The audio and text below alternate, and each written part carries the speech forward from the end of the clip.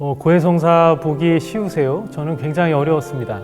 제가 그 초등학교 때 첫 고해를 볼 때의 기억이 지금도 생생하고, 어쩌면 그 첫 고해 때 그 저의 그런 느낌이 지금까지도 제 성사 생활에 아마 바탕이 되지 않았나 하는 생각도 때로는 하게 됩니다. 고해성사를 보기 위해서 그 고해소 앞에 줄을 서는 그때서부터 상상이 되는데, 그때 어린 시절에 죄를 얼마나 지었는지 제가 돌이켜서 생각은 잘 안 나지만, 그런데 그 어린 나이에도 아마 성찰을 했고 그 성찰한 죄를 고백해야 된다는 굉장한 무게감에 아마 시달렸던 것 같습니다.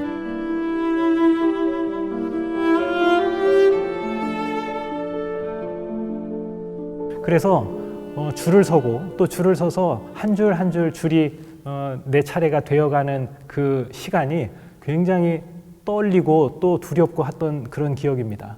아마도 제 가슴에서 심장에서 뛰는 소리를 앞사람이나 뒷사람이 듣지 않았을까요? 그런 생각도 하게 되는데, 어쨌든 그러다가 제 차례가 와서 고해소에 들어가서 고해를 하고, 그리고 나서 문을 열고 나오는데 얼마나 홀가분한지, 제가 지금 기억컨대는 아마 30cm에서 50cm는 날라서 아마 그렇게 성당 밖을 뛰어나갔던 것 같습니다.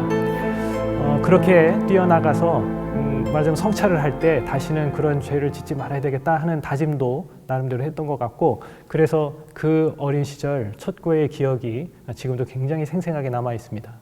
어렸을 때 얼마나 많은 죄를 짓는지는 모르겠지만 나름대로 성찰을 하면서 제가 다시 돌이켜서 어른이 되어서 그렇게 회상해 보면, 아마도 죄 그리고 악 이런 것들은 우리 가슴 속에서, 우리 속에서 자꾸만 감추고 싶고 숨기고 싶고 드러내고 싶지 않은 그런 속성이 아마도 있는 것 같습니다. 어린 시절도 마찬가지였겠죠. 그래서 그것을 드러내는 것을 두려워했을 것이고, 그게 커다란 무게감으로 다가오고 그것을 예수님 앞에, 교회 앞에 공개한다는 것이 아마 큰 두려움이었는지도 모르겠습니다. 그래서 그 죄는 우리 안에서 우리를 말하자면 올바로 서지 못하게 만듭니다. 왜냐하면 커지고 썩어가기 때문에 그렇습니다. 그런데 반대로 죄는 또 다른 속성이 있습니다. 밝히 드러나면, 세상에 공개되면 아무런 힘도 영향력도 쓰지 못하고 사그라져 버리고 말죠. 예수님 앞에 우리의 허물과 죄가 밝히 드러나고 공개되는 그 순간에 죄는 우리에게서 아무것도 아닌 것이 되어버립니다. 예수님의 십자가가, 그 십자가가 그야말로 한 발 한 발 내딛는 골고타 위에서 사람들의 모든 죄와 허물과 상처가 공개되어서 낱낱이 밝히 드러났다는 한번 모습을 상상해 보시기 바랍니다. 예수님의 십자가에서 인간이 지을 수 있는 죄라는 죄는 그 안에 다 담겨 있지 않습니까? 하지만 그렇게 공개되고 세상에 공개되고 알려지고 예수님 앞에 드러난 죄는 더 이상 인간에게 아무런 영향력도 쓰지 못했습니다. 이러한 고해성사의 은총과 신비를 우리의 옛 교우들은 너무나 잘 알고 있었던 것 같습니다. 이 김대건 신부님의 이야기를 제가 너무나 인상 깊게 들어서 그 이야기를 함께 나누고 싶은데요. 김대건 신부님이 부재 때 그 조선에 혼자 들어와 가지고 우리의 목자, 최고 목자인 페레올 주교님을 모시기 위해서 상해로 간 사실을 우리는 잘 알고 있을 것입니다. 11명의 우리 교우들을 비밀리에 모아가지고, 그리고 그 라파엘호라고 이름 붙인 작은 그 배에, 쪽배에 타고 12명의 우리 교우들이 상해까지 가게 됐죠. 폭풍을 만나서 우여곡절 끝에 상해에 다다르게 됩니다. 상해에 다다라서 김대건 부제가 상해에서 이미 알고 있었던 고틀랑이라고 하는 예수의 신부님을 찾아가게 됩니다. 찾아가서 자신의 상황을 알리고 도움을 청하게 되죠. 고틀랑 신부님이 김대건 부제의 청에 따라서 신자들이 그렇게 머물고 있는 난파선 라파엘호에 다름질쳐 갑니다. 그 항구에 가서 고틀랑 신부님이 깜짝 놀랍니다. 왜냐하면 그 난파선 라파엘호가 너무나 초라하고 너무나 보잘것없어서 이것은 마치 한 짝의 남학신과 같다고 이야기할 정도였습니다. 그런데 그거보다 더 놀라운 사실을 그 고틀랑 신부는 체험하게 됩니다. 배에 올랐더니 거짓골을 하고 있는 우리의 교우들이 하나같이 머리를 조아리면서 뭐라고 하더랍니다. 난생 처음 만난 조선 아닙니까? 그 조선 교우들이 처음 보는 신부님 앞에 말도 통하지 않는데 뭐라고 하는 이야기가 도대체 무엇이었을까요? 통역을 해준 김대건의 이야기를 듣고 아마도 고틀랑 신부님은 깜짝 놀랐을 겁니다. 우리에게 고해성사를 주십시오 하는 이야기였습니다.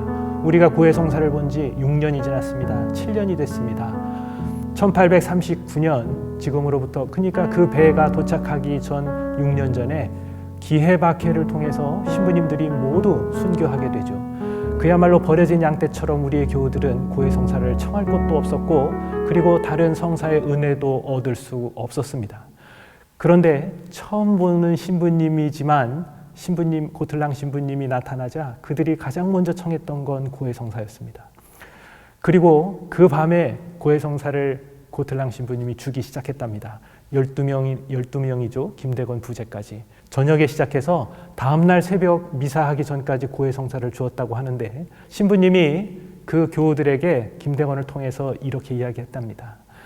통역이 있으니 고해를 다 구할 필요가 없다고 그렇게 얘기를 했죠.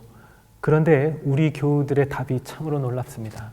우리는 다 구할랍니다. 다 구할랍니다. 하나도 빠짐없이 낱낱이 구할랍니다. 여러분, 말씀드린 대로 우리의 죄와 허물은 감추고 싶고 그리고 숨기고 싶은 속성을 가지고 있다고 했습니다. 그런데 그 죄가 밝히 드러나는 그 순간 우리에게 아무런 힘도 쓰지 못한다고 그랬죠. 우리의 교우들은 이 사실을, 이 은총을 너무나도 잘 알고 있었던 것입니다. 오로지 하느님 앞에 자기 양심과 그리고 자기 그 신앙에 낀 그 백태를 깨끗이 씻어내고 하느님과 마주하는 그 은총을 얻고자 하는 것이 우리 교우들의 갈망이었고 그 갈망은 모두 구할랍니다 하는 그 말 속에서 드러나고 있습니다. 그런 은총의 성사를 눈물겹게 그렇게 기쁨의 성사를 받고 난 다음에 얻은 감동은 말할 수가 없겠죠. 그런데 그보다 더 큰 감동을 얻은 사람이 있습니다. 바로 고틀랑 신부입니다. 때로는 우리가 고해성사를 하고 그 은총을 얻는 건 당연하지만 성사를 하는 사람보다 그 성사의 집전자가 더 큰 은총과 더 큰 감동을 얻을 때도 있습니다. 우리의 교우들이 바로 그 감동을 준 장본인들이었고 그들은 곧 하느님과 그 깨끗한 양심으로 맞이하고자 했던 그 고해성사의 은총의 신비를 너무나도 잘 알고 있는 분들이었고 그것을 우리에게 본보기로 보여줬습니다. 우리가 고해성사를 통해서 어렵고 또 여러 가지 불편한 점이 있을 것입니다. 쉬운 일이 아니죠. 그렇지만 우리의 죄와 허물이 그렇게 예수님 앞에 드러날 때 우리에게 아무런 힘도 쓰지 못한다는 그 은총의 은총의 메시지를 정확하게 우리가 알아듣고 고해성사를 기쁘게 영할 수 있었으면 좋겠습니다.